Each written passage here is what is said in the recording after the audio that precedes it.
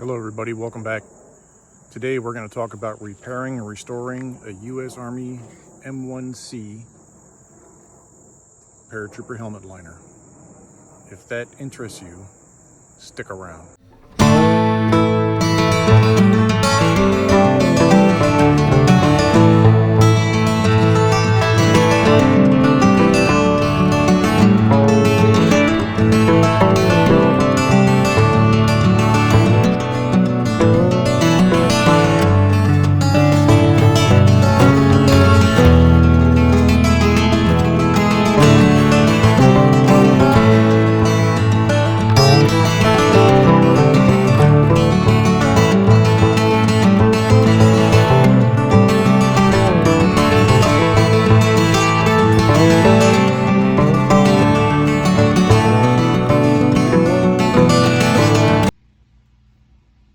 All right, everybody, welcome back to the shop. Welcome back to Free America.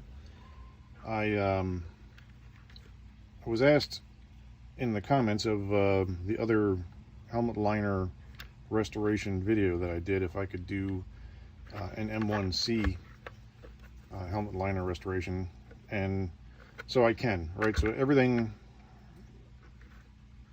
about this 1970s, 80s era M1C helmet liner is basically the same if you're gonna do the restoration, right? It's got the same kind of A frames, and it does not have the World War II style nape strap. It's got this style of nape strap where this is an adjustable piece, right? Other than that, it's pretty much the same. So the A-frames, the A-yokes that are used to attach the airborne chin strap, right, the cup that goes over your chin, are mounted like this in this helmet, okay? And let me show you what that looks like. So it's these two rivets, which are separate from the A-frame rivets, the way the M1Cs during World War II were manufactured.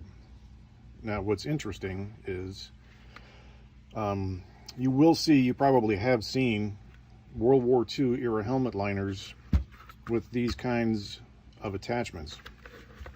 And we generally refer to those as rigger-made liners. Now, a parachute rigger, is a supply NCO or supply specialty that works on repairing and modifying military equipment. Okay, it's very important in the parachute world to have these proper riggers, because these guys are trained to do all of the right things with your parachutes, to maintain the harnesses and all of that, as well as to pack parachutes. So riggers are very common, and we still have riggers in the Army today. And what happened during World War II was they would take the A-yokes. Here I've got a couple of different ones. I'm going to show them to you.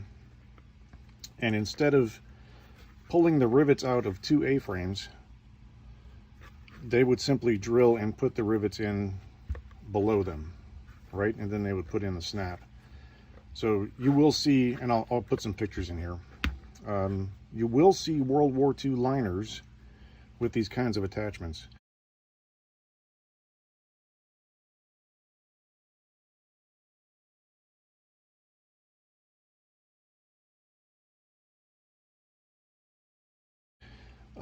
Interestingly enough, I wish I still had it. I don't have pictures of it, but I did have a World War II era paratrooper helmet where it was attached under the A-frame back here, and it had this separate rivet in the front. Why anyone would go through all that trouble instead of just doing two, I don't know. But it's one of those things. Necessity, is the mother of invention, and guys do what they have to do to make it work. So, and I'll put another picture in here too, where you can see how the chin strap attaches to these little buckles right here. And you'll see on this side that the A-frame yoke, right, has busted, and the buckle is gone. So I sincerely hope for this guy's safety that didn't happen while he was jumping.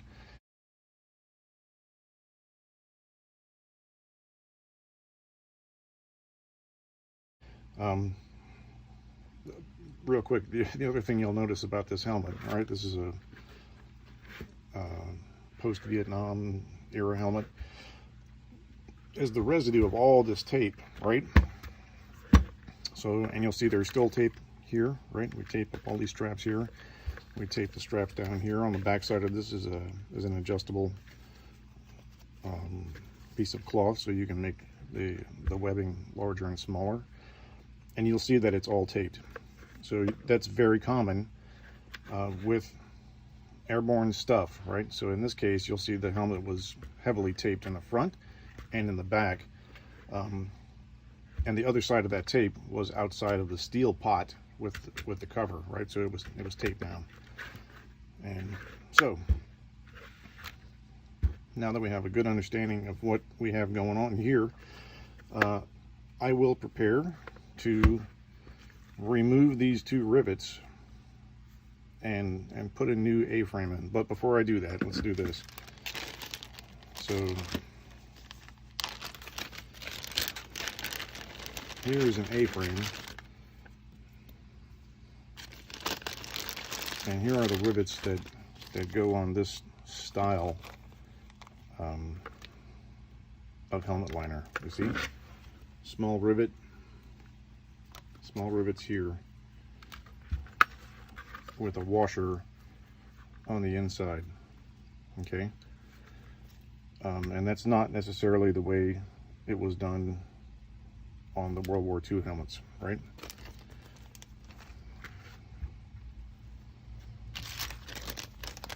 And here is a set of OG3, right, in World War II color rivets. Now, or not rivets, excuse me, A-frames.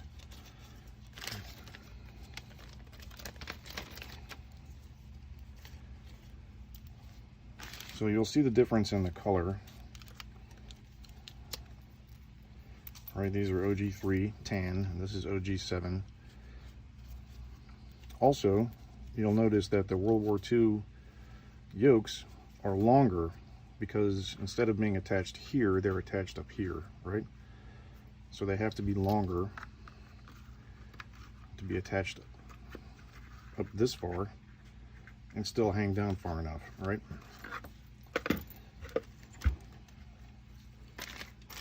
So let's take a quick look at this helmet.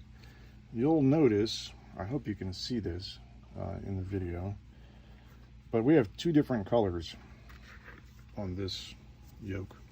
Okay, we have the OG7, and this one looks much tanner, right? Much lighter, like OG3.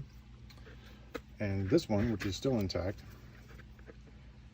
is in fact OG3 color, right? See that? So these A yokes were manufactured during World War II, after World War II, and millions of them were made. So they were in inventory. And apparently, you know, when we transitioned from one color to the other, we were still using both colors when we were making things. So it kind of makes me giggle when a lot of the collectors want their things to be just so perfect. Well, the military stuff is generally just not just so perfect to begin with originally. So we have this conundrum. So what should I do? Should I replace this yoke with the proper OG7 color yoke and replace this yoke with a proper OG7 yoke? Or should I replace the broken yoke with the OG3, in which case I'll have to punch the hole differently, right?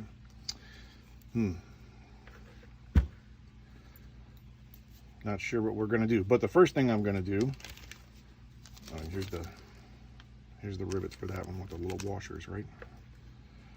So first thing I'm going to do is remove these rivets and get ready to restore this part of this helmet. Okay, so hang on, I'll come right back.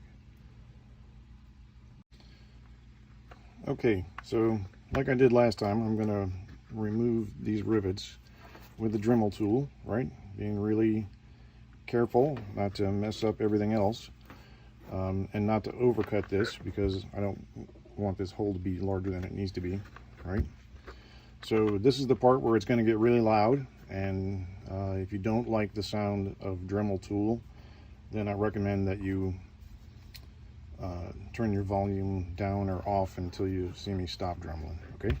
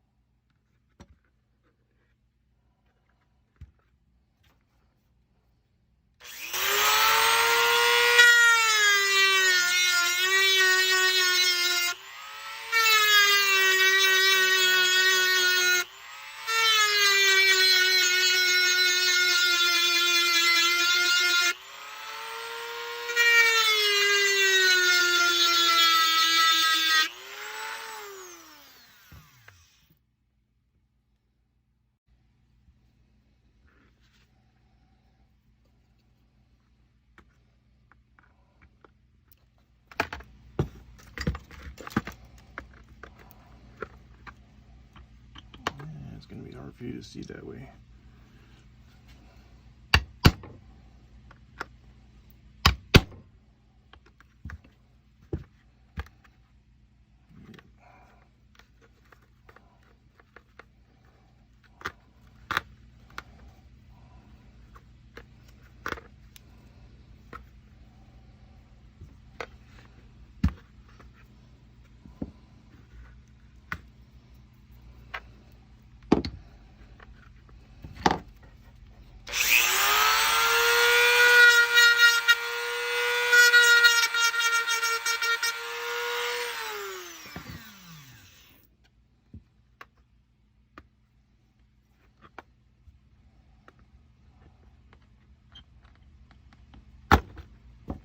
There we go.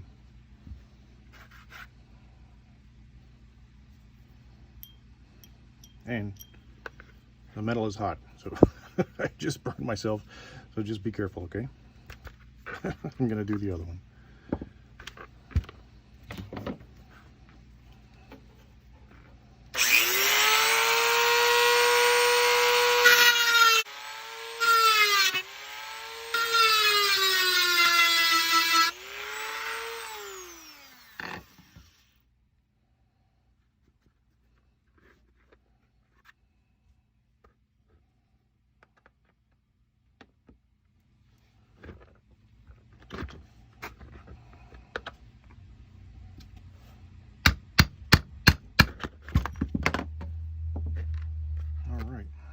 So,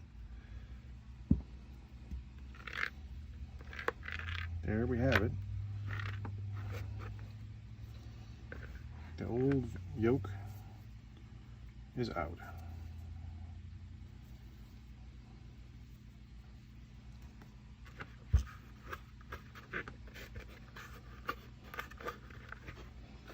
It's important, of course, to make sure that these holes are not wallowed out and not cracked or anything like that. Okay, I'm going to clean this stuff up and I'll come back with the new ones. All right, so I'm going to take our yoke. Let's look at this yoke, right, and make sure that we have it facing the right way.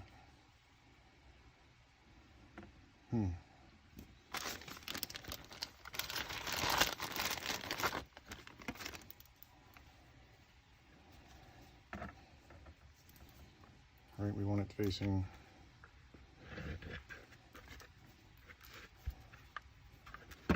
with this part out, okay?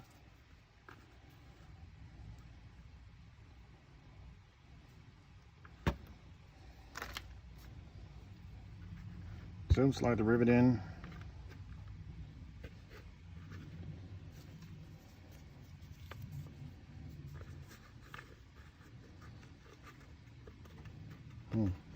That cloth likes to get in the way there, so you might have to snug it down a bit with your hand. Put the washer on, and then find a nice sturdy place for it to sit.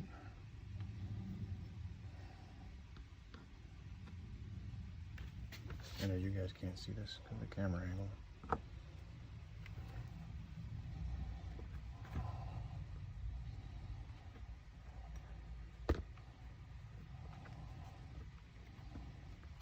Shite.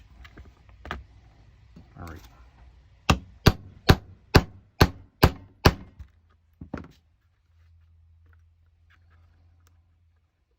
Okay, it's pretty much there. Gonna snug it down.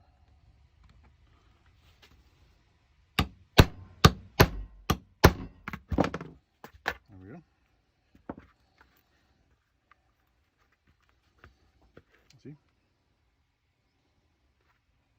You can see where the helmets were black, or the rivets were black before they were painted with the helmet.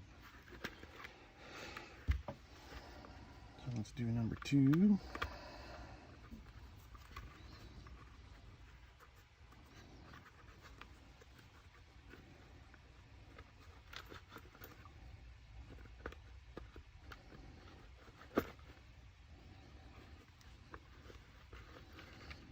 So what I'm doing is using my fingernails to push the cloth down around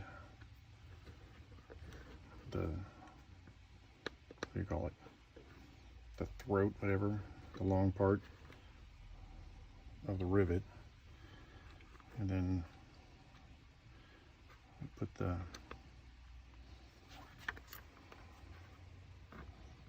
washer on top of that. And like I said, you need a nice firm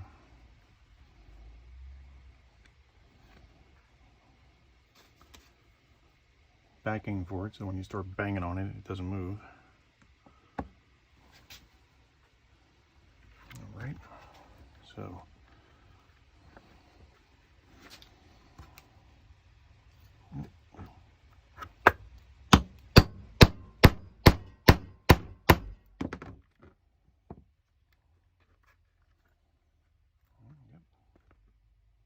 almost there.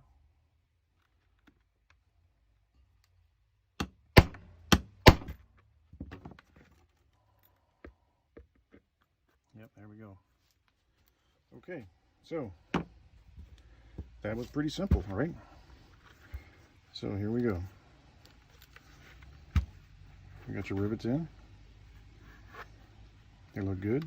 The shell's not cracked. They're expanded well.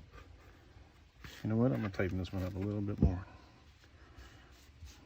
I know I don't have to be fanatical because I'm not actually going to jump this helmet. So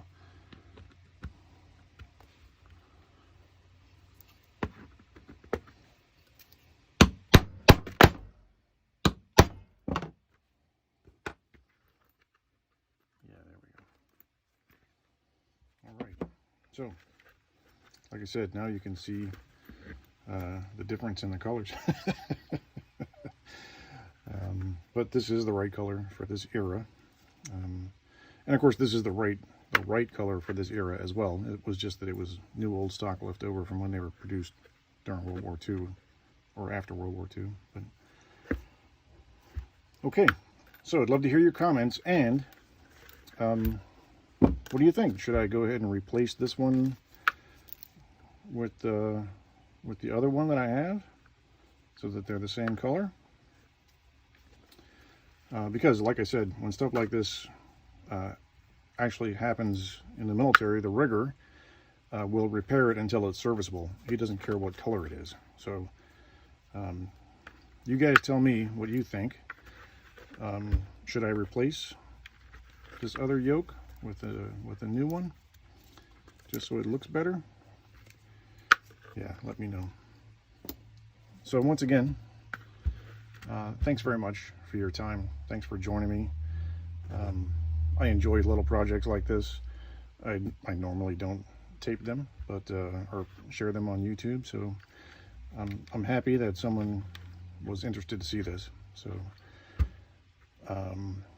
please give me a thumbs up if you like this.